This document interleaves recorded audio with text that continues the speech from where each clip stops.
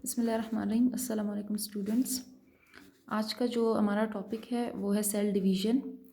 Cell division basically क्या होता है, इसमें एक सेल जो है दो में डिवाइड हो जाता है, सिंपली इसको सेल डिवीज़न कहते हैं। और सेल दो तरीक़ों से डिवाइड होता है, इसकी टू टाइप्स हैं, mitosis and meiosis.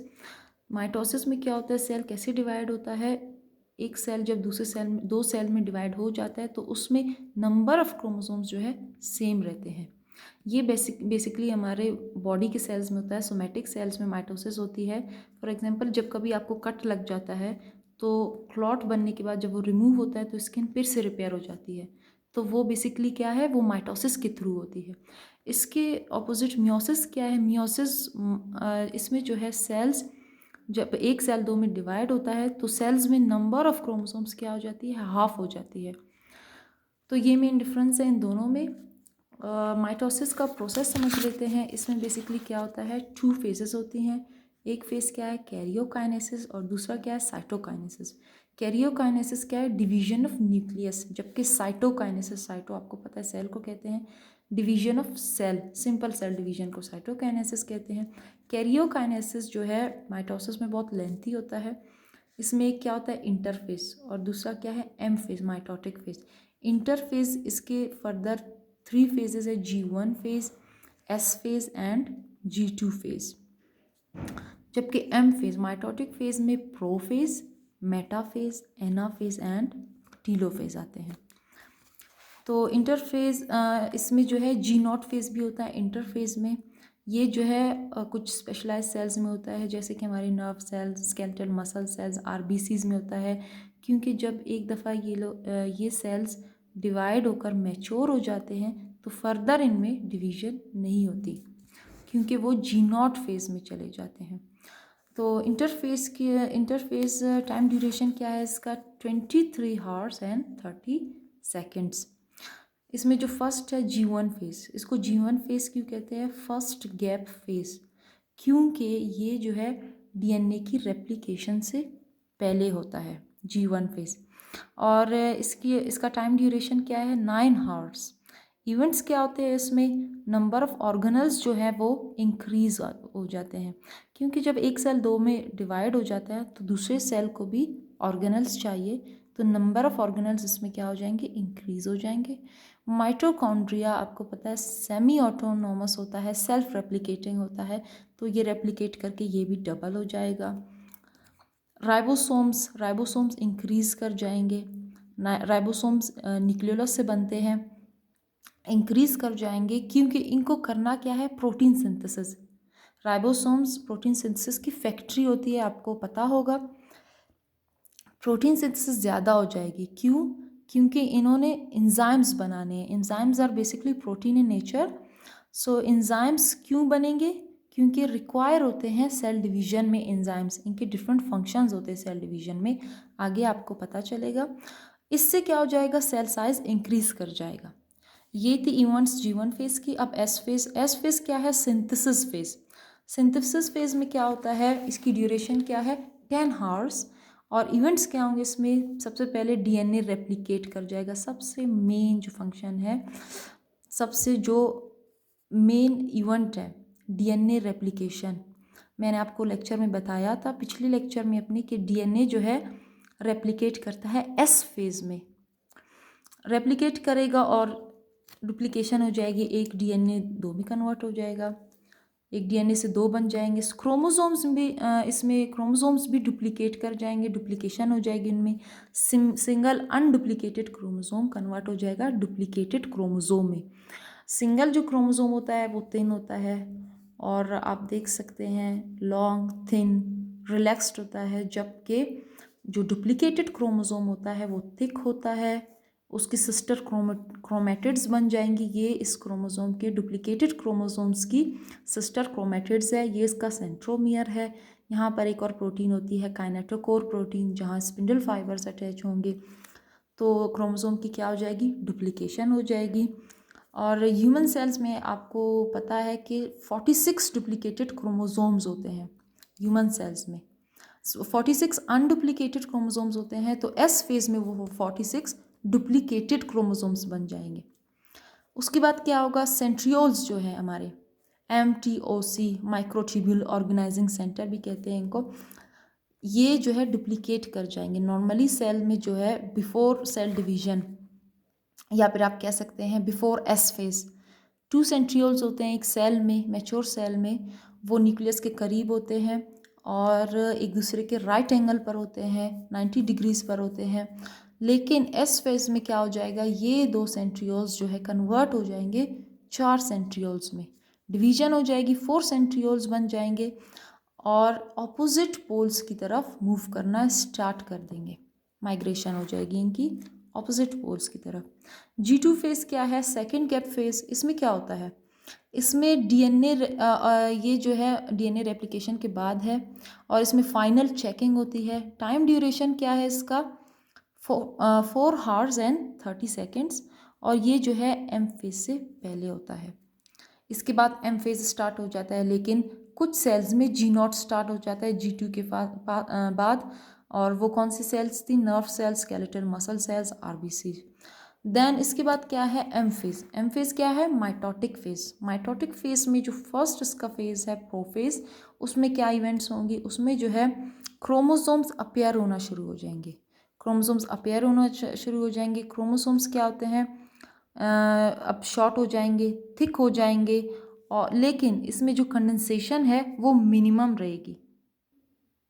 Condensation maximum कब होगी, अर्ली एनाफेज में, समटाइम्स लेट मेटाफेज में भी हो सकती है, लेकिन मैक्सिमम अर्ली एनाफेज में कंडेंसेशन नज़र आती है क्रोमोसोम्स की। न्यूक्लियस इसमें क्या हो जाएगा, डिसअपेयर हो जाएगा।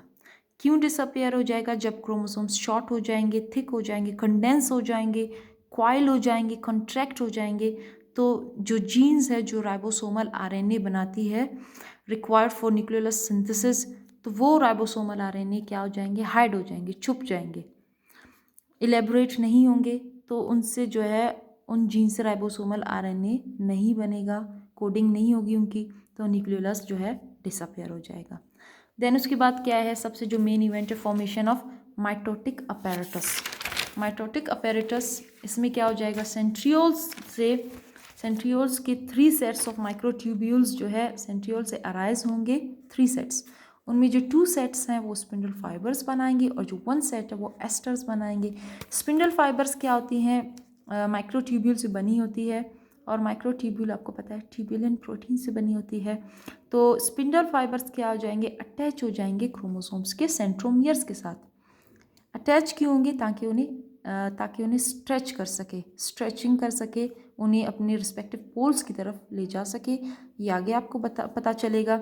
और एस्टर्स क्या करते हैं, इनके 2 मेन फंक्शंस हैं। पहला क्या है कि एंकर्स जो ये एंकर करते हैं सेंट्रियोल्स को अगेंस्ट सेल मेम्ब्रेन, एंकर करते हैं सेंट्रियोल्स को, उनको अपनी पोजीशन पे फिक्स रखते हैं ताकि वो स्ट्रेच कर सके स्पिंडल फाइबर्स को।